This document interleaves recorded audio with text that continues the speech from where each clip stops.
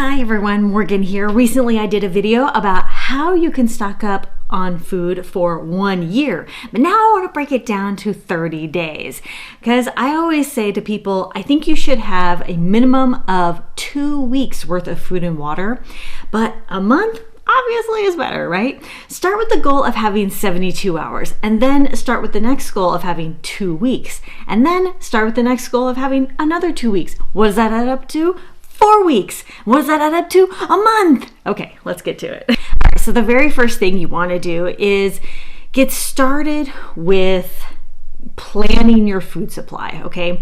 So I want you to look at your household and make a menu plan. I've talked about this lots and I have blog posts down below to where you can go check this out, okay? But start with calories. You want to aim for about 2,000 per person. I don't eat 2,000 calories per person. Some people will eat more, some people will eat less, but it doesn't really hurt to have just a little bit more per person. So the average is about 2,000 calories per person. The shelf life, so you want things that are going to last at least a year without spoiling, because you are going to be consistently rotating, but at the same time you do want to just kind of set things down and not have to worry about rotating all the time, right? Most of the things that preppers store, right, are dried foods or canned foods, last a year or more, way more, right? So the next thing is nutritional variety. Please stop just stocking up on rice and beans, okay? I know that rice and beans are a prepper staple, but come on, we can have variety. There's lots of canned goods and freeze-dried foods, MREs, there's lots of variety. But it's not just variety to keep from going insane, right, from eating the same thing every day. It's variety as in nutritional variety. Beans and rice do not give you all of your nutritional needs, period. End of story, full stop, okay? Beans and rice are fantastic, but they don't give you your full nutritional needs. So you need to have balance. So storage space, make sure you have cool, dry places to store these things. Yes, you can store freeze-dried food in hot and cold conditions. I think freeze-dried foods are the only exception here when it comes to temperature-controlled stuff. So you really shouldn't be storing canned goods or MREs or anything like that in super hot or super cold conditions. What foods do we need to be buying for this 30 days? Grains, proteins, fruits and vegetables, fats, spices and comfort foods. You want it all, okay? We're talking about variety again. So we're talking about our grains, like our rice, our pasta, our oats, quinoa if you must. They're really cheap and they can go a long way for variety of stuff, right? Flour, that kind of thing. Proteins, you want a variety of proteins, canned, freeze-dried foods. Of course, I like Spam. We don't eat it a ton, but Spam is a good option, the reduced sodium. But of course, you still want canned beans, even though you have like the dried beans and stuff like that, you still want canned beans. So get the dried beans and the canned beans. The canned beans are really great for just immediate usage, right? I don't have to wait for the dried beans to soak or cook or whatever. I can just have immediate ready to go beans in the can. Can them yourself, buy a can, whatever. Protein powder is good. Protein powder actually lasts about a year. So if you want to stock up on protein powder, just know that it's generally 1-2 years is probably pushing it, but a solid year is really good for protein powder. Just keep it in the original container. I wouldn't put it in a Mylar bag or anything, but it's really, it's solid for like a year. Fruits and vegetables, canned or freeze-dried fruits and vegetables, solid choices there. Fats, olive oil, coconut oil, peanut butter, those are really good choices, and those will easily last a year, if not 2 or longer. Fats, unopened, can last a solid couple years, and I freeze all of my fats. So olive oil, coconut oil, those all go directly into the freezer. Unless I'm using the one, right? I don't put the one I'm using in the freezer, obviously. But the ones I'm not using go in the freezer, and then I'll just rotate them as I need them. But when they're in the freezer, they last, pretty much indefinitely. I wouldn't see any reason why they would get freezer burn or anything like that. Yeah, I've been using fats that have been in the freezer for years, so they're fine. Spices and comfort foods. So don't forget about your coffee and your teas, and you can make chocolate. Not make chocolate. You can have chocolate to make like chocolate chip cookies and stuff like that. But chocolate lasts a crazy long time. Other sugary candies and things like that, they may start getting sticky after a few months, that kind of thing. It just really depends on the type of candy. But chocolate definitely lasts a really long time, and keep it on hand, right? Well, like a little sweet treat every once in a while. I stock up on chocolate chips so that I can easily make like banana bread with chocolate chips, pancakes with chocolate chips, chocolate chip cookies, right? Like all this stuff I can easily make because I have, first of all the baking items. The sugar, the flour, the baking powder, baking soda. I have, freeze-dried raw eggs that I can use. I freeze-dried powdered milk if I need it. All this stuff I can use for baking. So anyway, spices. So if you are just going to store the beans and rice, okay, regardless whether you are going to store just beans and rice or whatever food you're going to store, you want them spices, okay? Not just salt, but salt is also a fantastic option, right? You want lots of salt, not lots of salt. You don't want to use lots of salt, you just want to store salt, right? So have salt, use a tiny bit on your food every once in a while, right? And other spices, I actually prefer to use other spices over salt any day of the week, like garlic, onion, paprika.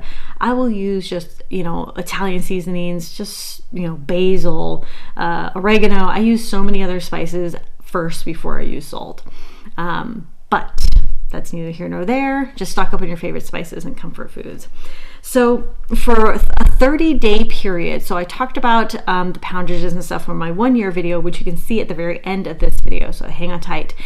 So for one person, we want to estimate anywhere from 60 to 100 pounds of food for the month. And I kind of want to overestimate with this for just, and we're talking about for one person here. Times this by however many people you have in your household, right?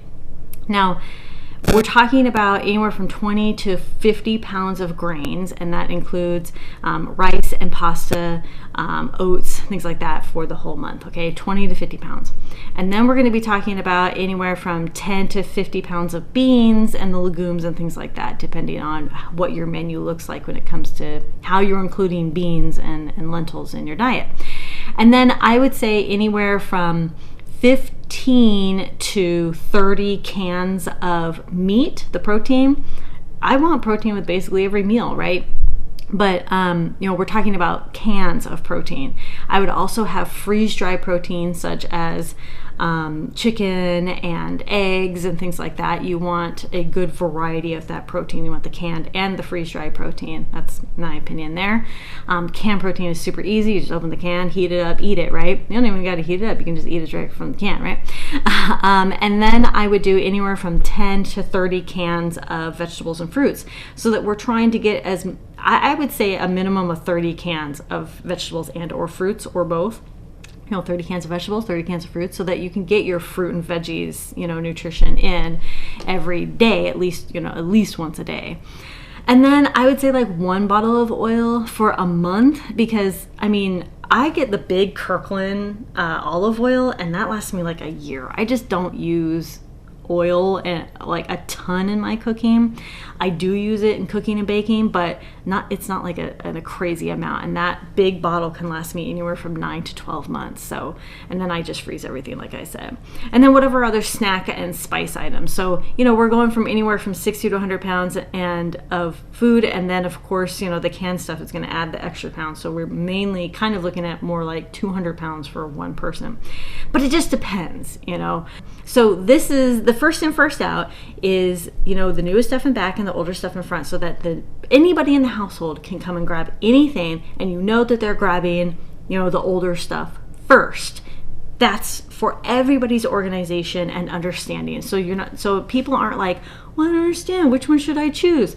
No, everybody in the household should, Everybody in the household should be on the same page with this, okay? Rotation is important. So even though you want that 30-day supply, go ahead and use that canned food, use the rice, use the beans, and then just rotate. So again, you're gonna start with, that goal of 3 days of having food. And then you're gonna start with that goal of getting to 2 weeks, and then 30 days, and then more after that. And you're always rotating so that when you use those couple cans of beans, you're putting on the list to replenish, and get new beans the next time you go to the grocery store, so that you are keeping that 30-day supply, but you're also using it and rotating it. Make sure it's in a cool, dark place. Again, if you are storing it in warm places, just make sure that you're rotating more often. And then water. Don't forget about water. So I've talked a lot about food, but water is super important, especially when we're talking about beans and rice, things that take water. I do stock up on canned stock, chicken stock, so that I can cook pasta or rice with that. But dry beans take a lot of water. They do. It takes a lot of water. I always suggest 2 gallons per person per day. The bare minimum is 1 for drinking alone. People argue with me with this. You can argue with me all you want about it, that you're not going to need 1 gallon for drinking. Fine, I don't care. But more water never hurts, does it? Especially when we're talking about, needing 6 to 8 cups of water just to cook some beans, okay? That's a lot of water. For a 30-day supply, I'm talking about 60 gallons for the 30 days, bare minimum. So to wrap it up, we're talking about a 30-day supply. You want variety. You want your grains and your proteins and your vegetables and your fats and your fruits. And you also want to consider, each person in your family for a bare minimum of 2,000 calories. Of course, I have 2 young kids, so they're not going to be eating 2,000 calories a day. But you still want to plan for more food, right? So I still plan for that 2,000 calories for my kids, even though they're not eating 2,000 calories a day. And that's okay, because then we'll just have more food, right? Store your food properly and rotate. Make sure that you are doing the first in, first out. And then don't forget your water and ways to cook. An additional tip, if there is a blackout, during this 30 days and you have to cook, and let's say you have an electric stove and ovens are becoming way more popular these days. When we go house hunting, we see new communities with electric everything. Gas is going out the window basically everywhere. You have to get an old house for gas. And so that's unfortunate, but that's just the reality. A lot of things are electric these days. So get the propane Coleman gas stoves, make a fire, cook on your solo stove, on your barbecue, whatever the case may be, and however you want to cook, have those alternative cooking options. And then of course, plenty of water and all that good stuff.